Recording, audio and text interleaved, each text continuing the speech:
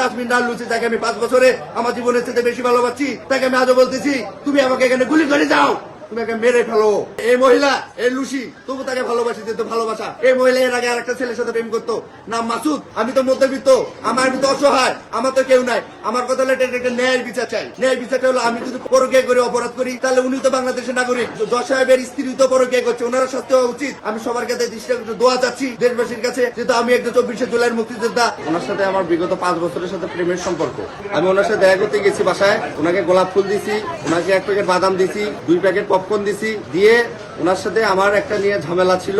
উনি আমাকে এর আগেও সিলেটে জেলে দিছে, রিসেন্ট 4-5 দিন আগে আমাকে জেলে একদিন খাটাইছে, আমাকে কোর্টে দিছে। ওনার সাথে 5 বছরের আমার সম্পর্ক কোয়ান্টাম ফাউন্ডেশন থেকে শুরু স্টার্ট। প্রথম 1 বছর আমি সম্পর্কে রাজি হই নাই, উনি 1 বছর ঘুরছে। আমি বলছি বিয়ে করেন, উনি বলছে না আমি পরে বিয়ে করবো। আমি বলছি আমি রাজি হবো না। পরে আপনার স্বামী হলো জজ, অনেক টাকা পাল্লার লোক, আপনি মামলা দিয়ে আমাকে ধ্বংস করবেন। উনি পর ওনার মেয়েকে রাজি করেছে। 1 বছর পর ওনার মেয়েকে মামা প্রেম করার সমস্যা নাই, আমি বিয়ে করে দেবো, আমি তো ওনার বড় মেয়ে, আমার বাবা পাগল। এইভাবে দিয়ে প্রেম করার পর হঠাৎ করে 5 বছরের পর উনি ছিলেন যে আমাকে চেনে না, আমার ফোন ধরে না। আমি হঠাৎ করে ট্রমার মধ্যে পড়ে যাই, ডিপ্রেশনের মধ্যে পড়ে যাই, উল্টাপাল্টার মধ্যে পড়ে যাই। এর মতো ওনার আবার জামাই আমাকে পাওয়ার দেয়, যেখানে আয় তো কাটে টুকরা করবো, মেসেঞ্জারে আমাকে পাওয়ার দেয় এবং বলে যে তুই কতটা ভালোবাসি, আয় দেখি প্রমাণ দেখা। আর আমি যেহেতু তাসমিন নাল লুচিকে আমার জীবনের চাইতে বেশি ভালোবাসি, এই জন্য আমার সাহস দেখাতে আমি গেছি। ওখানে যাওয়ার পর ওরা আমাকে মারছে, এই শাহজালাল ইউনিভার্সিটি পোলাপান দিয়ে মারার পর ওরা আবার যেটা করছে সেটা হলো যে আমার থানায় দিছে। থানায় আমি সারা রাত 24 ঘন্টা থাকার পর জেলে থাক কোর্টের, আমি ওখান থেকে জামিনে আসি। এখানে আসার পর যেটা হয়েছে যে প্রথমে আমি ওনাকে দেই, সম্পর্ক ভালোই, ওনাকে বলি যে চলেন একটু টিপা দিয়ে দেয়, যেহেতু আপনি আমাকে ফোন ধরে না, যে আমার তো আমার দম বন্ধ হয়ে যায়। আপনি 1 মিনিট করে আমার ফোন ধরেন আপাতত, পরে আপাতত সম্পর্ক না রাখিয়েন, 1 মিনিট করে সম্পর্ক রাখেন, নাতে আপনি ফোন না দিলে আমার দম বন্ধ হয়ে আসে। চলেন টিপা দিয়ে দেন, একটা আলোচনা করি। উনি রাজি হলো। উনি রাজি হওয়ার পর প্রথমে বললেন তুমি যাও, আমি আসতেছি। আমার তো উনি এর আগে 6-7 বার ঘুরেছে যে চলো যাওয়া আসতেছি, যা আসতে আসে না, যাওয়া আসতেছি ফাঁকি দেয়, আসে না। এই জন্য আমার ভয় ধরে গেছে, এ তো আসবে না, চলো তোমার সাথে। এর মধ্যে উনি যে আবার পাশের রুমে গেছে, যা আবার পুলিশে খবর দিচ্ছে, দরজা দিয়ে পুলিশে খবর দিচ্ছে, আমাকে আবার পুলিশে দিবে, আমাকে আমার শাস্তি দিবে, আমার ভয় দেখাচ্ছে। যখন দরজা দিচ্ছে তখন আমার এর আগের বার আমার বাবা মান সম্মান চলে গেছে। আমার বাবাও তো একটা প্যানেল চেয়ারম্যান, ফুলছড়ি উপজেলা বিএনপির সাংগঠনিক সম্পাদক নির্বাচিত, তো তারও তো একটা সম্মান আছে। এটাকে কেন্দ্র করে আবার পুলিশে দিবে, আমি রাগতে মরছি, মরলে মরবো। বাবার বারে বারে বাবার মান সম্মান ইজ্জত মাথা নষ্ট করবো না, নিচু করবো না। আমি ওই রাগতে বাবার সম্মানের কথা চিন্তা করে দরজা ভাঙছি। ওনার হাতে একটা মারছি, আমি আমার কলকাতা থাকবে সবসময় থাকে একটা হাতে একটা মারছি। মারার পর ওনার ছেলে আছে, ওনা মারার পর একটা কি দুটা মারার পর ওনার ছেলে আছে, ওটা চাকুটে নিচে 2 দলে নেওয়ার পর আমাকে আবার মারা শুরু করেছে এই 2 হাতে।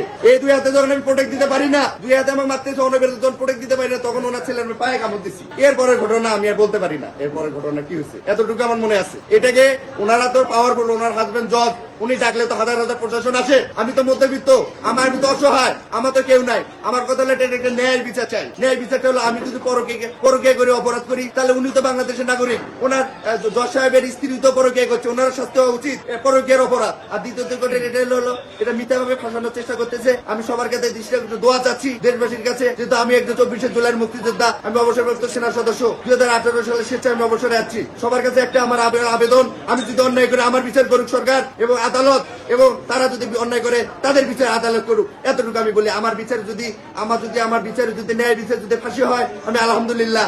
এবং পরিশেষে তাসমিন নাল লুচি, তাকে আমি 5 বছরে আমার জীবনের চেয়ে বেশি ভালোবাসি, তাকে আমি আজও বলতেছি তুমি আমাকে এখানে গুলি করে যাও, তুমি আমাকে মেরে ফেলো, তবু আমি তোমাকে ভালোবাসি। আপনি জীবনের শেষ নিঃশ্বাস পর্যন্ত বলবো লুসি তোমাকে আমি ভালোবাসি, তোমাকে আমি ভালোবাসি। তুমি মারলে আমি আলহামদুলিল্লাহ, তুমি আমাকে ফাঁসি দিলে আলহামদুলিল্লাহ, আমি মৃত্যুভাগে দায় করেছি আলহামদুলিল্লাহ, আলহামদুলিল্লাহ। সবাই দোয়া করবেন যাতে এই সত্যতা যাতে উন্মোচন হয়, সব ভাইয়েরা সহযোগিতা করবেন, সত্যটা উন্মোচন হয়, সঠিক বিচারদাতা হয়। এই বলে আমি সংক্ষিপ্ত কথা বললাম। আমার যেহেতু আমি মানসিক শিখাই, আমার কথা বেয়াদবি হলে আল্লাহ রাস্তায় সবাই আমাকে মাফ করে দেবেন। আসসালামু আলাইকুম। ওনার ছেলেকে মারলেন কেন? ওনার ছেলেকে মারলাম কেন বলতে, ওনার ছেলেকে তো আমি মারতে যাইনি। ওনার মা যখন মারতে গেছে, ওনার ছেলে আসছে, তখন ওনার ছেলে আসে তখন আমাকে মারতে ধরছে, আমি প্রোটেক্ট দিবে ধরছি। যখন আমি 2 হাতে পারি না প্রোটেক্ট দিতে, তখন আমি ওনার ছেলে পায়ে কামড় দিচ্ছি। এরপরে ঘটনা কামড়ে মরে গেল কে ছেলে, জানি না। ছেলে মরে গেছে জানেন আপনি? না আমি জানি না, অসম্ভব ব্যাপার, মারা যাওয়া কোনোভাবে সম্ভব না, যেহেতু আমি তার মাথায় মারি নাই, পেটে মারি নাই। আচ্ছা, কামড়ে মারা যাওয়ার কথা না। আচ্ছা 5 বছর সম্পর্ক করার পর হট করি এখন আমার ফোন কল আছে, আমার যেমন এয়ারটেল ফোন নাম্বার 5 বছরে ওনার লিস্ট বাইট করে দেখেন, কত ঘন্টা, কত দিন, কত মাস কথা বলছে ওনার সাথে। আমার ফোন কল দিয়ে চেক করে বের করে দেখেন। আমরা যদি মিথ্যা হই, ওনার স্বামী জানতো না? ওনার স্বামী জানতো।